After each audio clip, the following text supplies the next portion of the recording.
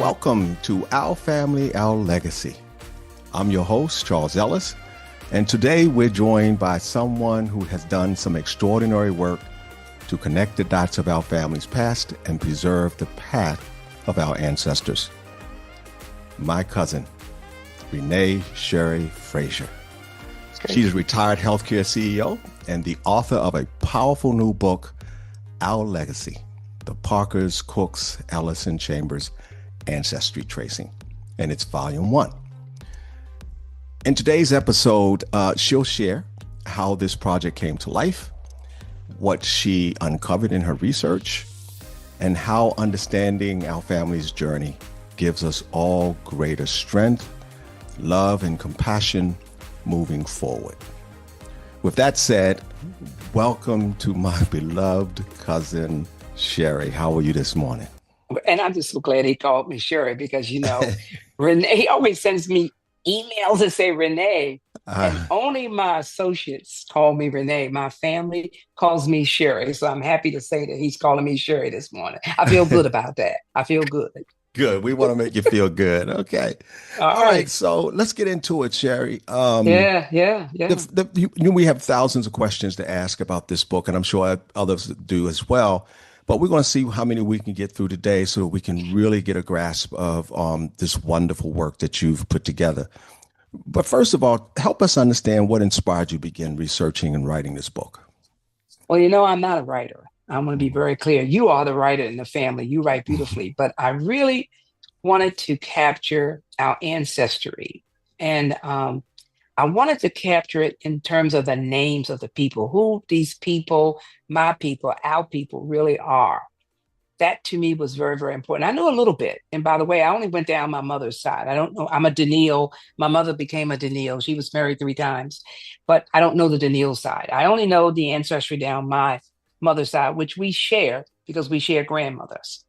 And what I wanted to do is really make sure we understood the people, that they're people, individuals. Mm-hmm. Secondly, I had a deep desire to connect the dots. You know that. I didn't really learn you were my first cousin until maybe 10 years ago. Mm-hmm. And I really don't think I really understand it until 3 to 4 years ago, because I don't think I understood how first cousins really work. Now I'm 71 years old. I'll be 72.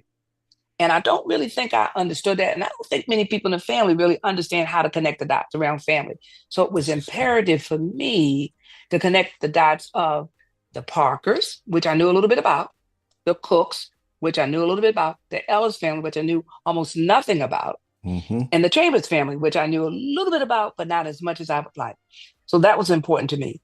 Finally, I became a little concerned about what was happening at the national level, watching the Trump administration the first time try to pull books away, take away critical race theory, and now it's even worse.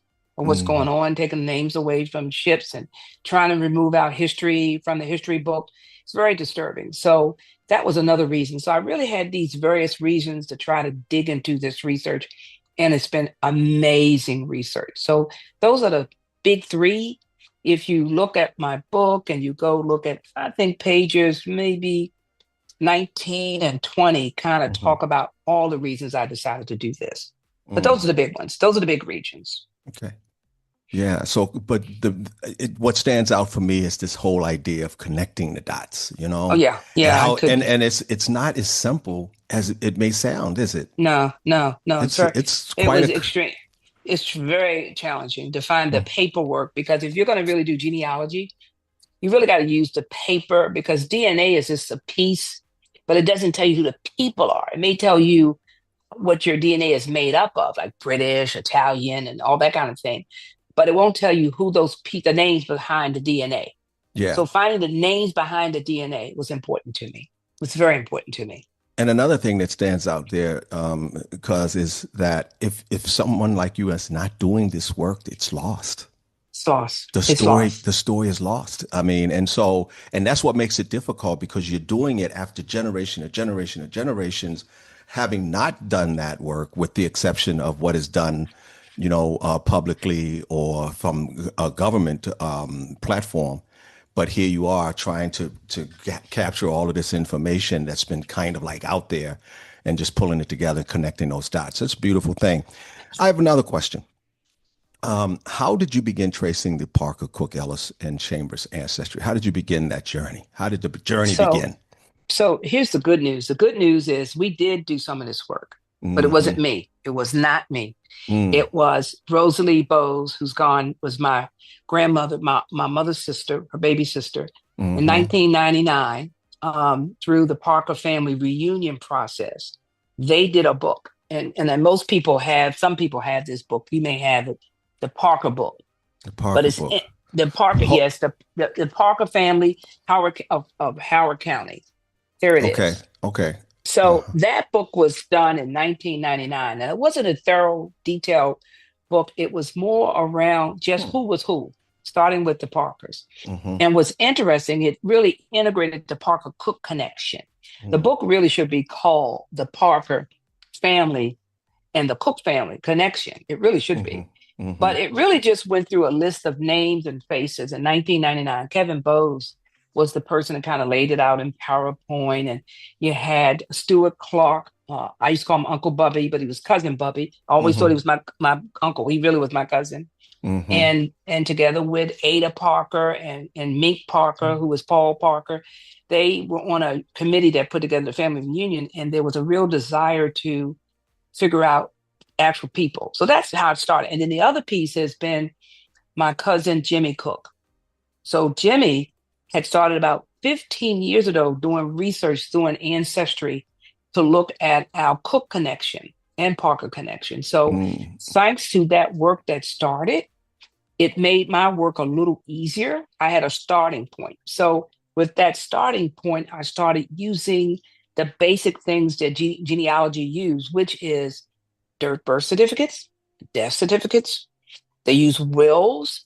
Um, they use basic documentation to figure out your ancestry. And in our case, because most of our ancestors were enslaved, that made it even more difficult, very Mm-hmm. difficult. But Mm-hmm. the paper trail is what I predominantly use. That's what I use. And Ancestry has pulled that together in a way that you can go look at it. You can go to the Maryland archives. You can go to the archives of any county, Howard County, North Carolina, where your roots are. By the way, Mm-hmm. your roots are, and that you'd be amazed. These big books that they have that list information, death certificate, birth certificates, marriage license. That's how you trace your ancestors. Now, Mm-hmm. one challenge is the census didn't start to 1790.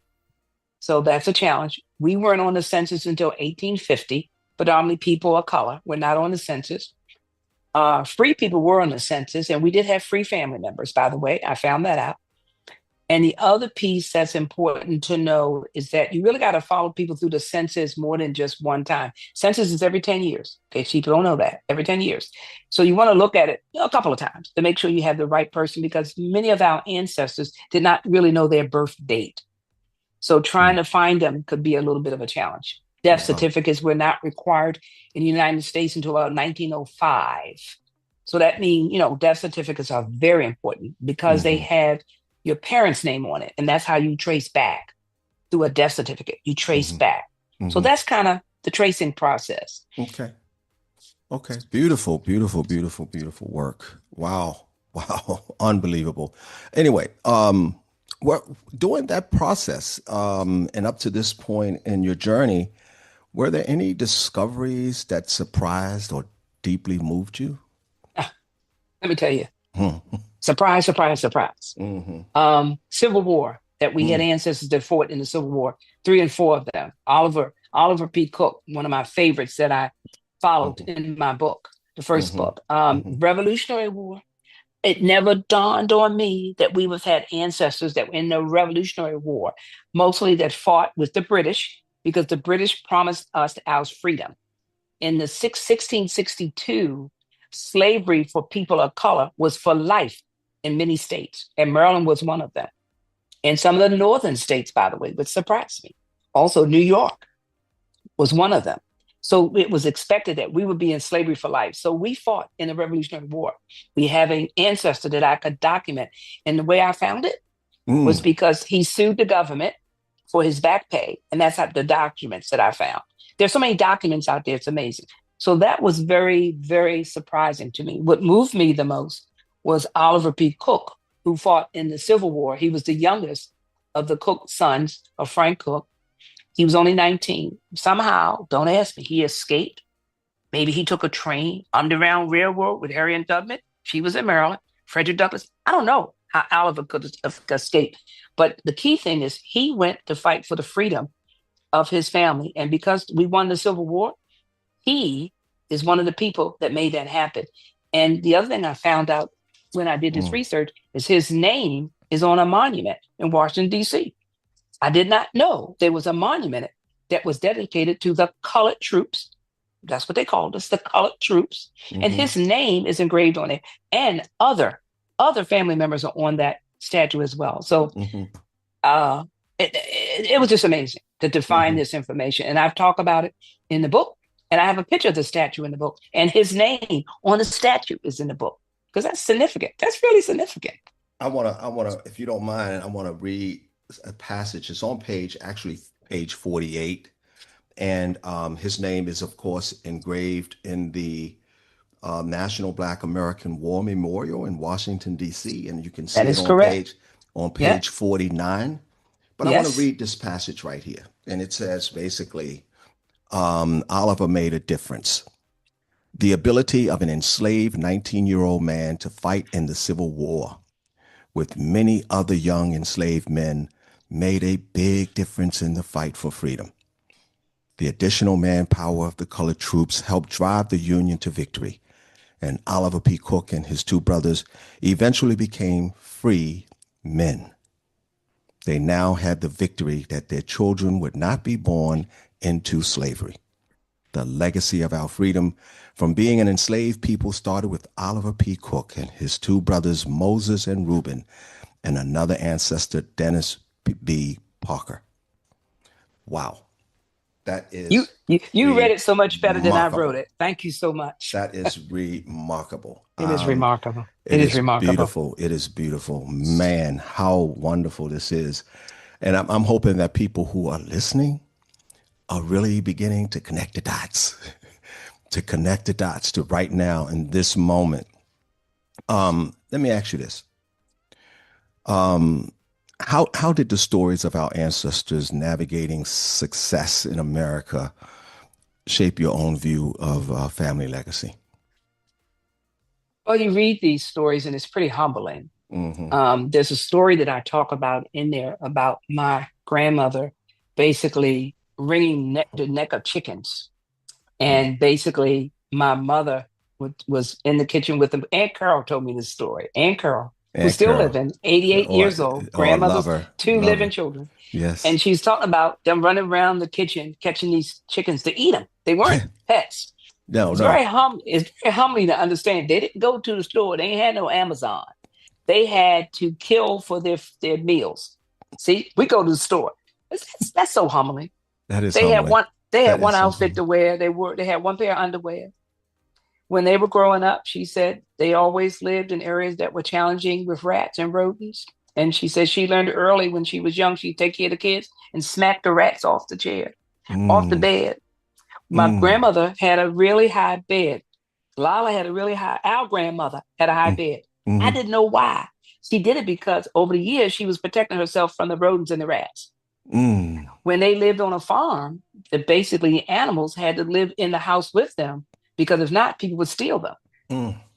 So, the environment, the humblingness of their lifestyles, I think that is what gives me so much sense of legacy. And when I was growing up, we were poor. But, my mother, I never felt poor. We were on welfare. We had to go get that stuff downtown. We had no food stamp. We had no debit cards. Okay. We went to get the surplus food from World War II or from the Korean War. We ate powdered milk, powdered eggs, cheese. So we was poor. But, my mother, I just never felt poor. And Uncle Jerome, who's still living, he said the same thing. He just never felt poor. They kept us warm and comfortable and safe. And then we lived in our communities. So the legacy for me has been shaped by the fact that they just protected us. They just lived simple lives. They fought in the military. Very proud of that. We have one family member who became the mayor of Annapolis, John T. Chambers Jr. Extremely proud of that. We owned homes. not church going people, but faith people. We're faith driven. We believe in togetherness, celebration, amazing food. There's just so much that makes me feel so good about our legacy of what we leave behind. Mm. And when I use the word legacy, I meant it because it's something that you leave behind. And some of it feels good and some of it feels not so good, but it's still your legacy. Yeah. Oh, Yeah. Yeah. And we take so much for granted in Oh, relationship to what we have accomplished through the years, don't we? And we what do. and the changes that have gone, they just seem to kind of migrate and just appear in a way that we forget where it came from or what challenges we had to go through to get there. It's Mhm. a beautiful, beautiful comment. Let me ask you this: what was the most difficult part of writing this book, and Well, what was the most rewarding? yeah, finding your ancestors that are enslaved is real hard. Hmm. 1850, we were officially not on the census to then. And when I tell people I found our ancestor Parker at 1765, they go, "What? How'd you do that?" It was hard. I learned a Hmm. lot by digging into paper, filing paper, things that you wouldn't think about, newspaper articles, wills. One of the secrets of finding your ancestors that are enslaved is to go through the slave master's wills Mm. because many times they name them in their wills. They may name their colored children in their wills. So that's another place. So it was difficult to follow the paper trail, but it's doable. It's And it's doable. different, and it's different state by state. What you can Hmm. find in Maryland may be different than what you can find in North Carolina. Every state kept records. Hmm. And one thing I learned is slave masters kept very detailed records of their slaves because they were Hmm. property, they were value. They would list them in their wills and they'd have a price next to them. Hmm. Okay. Mm. So it was Mm. it was rewarding to find the information all the way back to 1765. That was very rewarding to me that I Wow. could go back. And I still want to go back further. I've not been able to go on over the ocean, as they say. I can go to the European side because let's be clear. We are, at least in our family, you and I are at least one third European. And Hmm. it's a mix of British and Irish. And I do believe we have Native American DNA, but that's a whole other conversation that's in my second book. Very Hmm. complex. But the reality is we are one third European. And the reality is we can find the European beginnings off the shore, but it's very difficult to find the beginnings of either being African, Haitian, any color of people of color. Very difficult to find those beginnings, but we can find the European beginnings. Hmm. So that has been a challenge for us, but I'm so proud that I got back to 1765 for Joseph Parker. That makes me That's very proud. that is something to be proud of, though. I'm very proud of that. Very Man, that proud of is that. Very powerful proud. work. Very proud of that. Do you have a favorite ancestor or story that Oh, you Oliver. Oh, feel Oliver. especially the Oliver Oliver. Cook? I Hmm. mean, just the thought that this 19-year-old person, the youngest person in the youngest one in the family, went to war, got some. How the heck? How did he get to Pennsylvania? He was trained in Pennsylvania, Camp Pendleton. That was the big Camp Penn. That was the big place that they trained colored troops. How in the heck he got there? I don't know. He served 6 years. Wow. He Yeah. served 6 years. So he Mhm. is my hero. To Yeah. me, he's the family hero. Yeah. Without Oliver and his two brothers, they were not. His two brothers served as government workers. They were not fighting the war.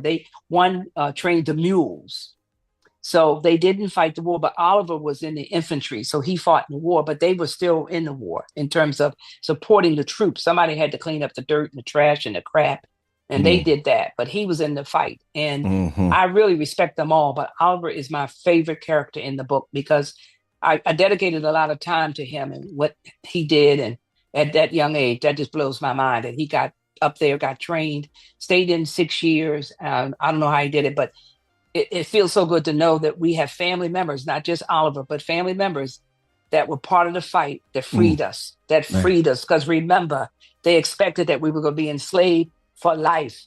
come That on was now. the expectation, enslavement for life. Never forget that. It was not going to be given to us. We had to fight for it. With that, we're going to take a quick pause for the cause. But just remember, you got to fight for it.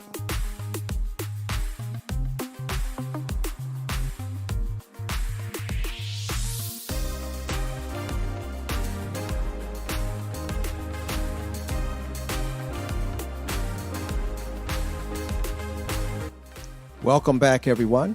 So let's get back. With that said, Sherry, how do you hope this book will impact future generations in our family?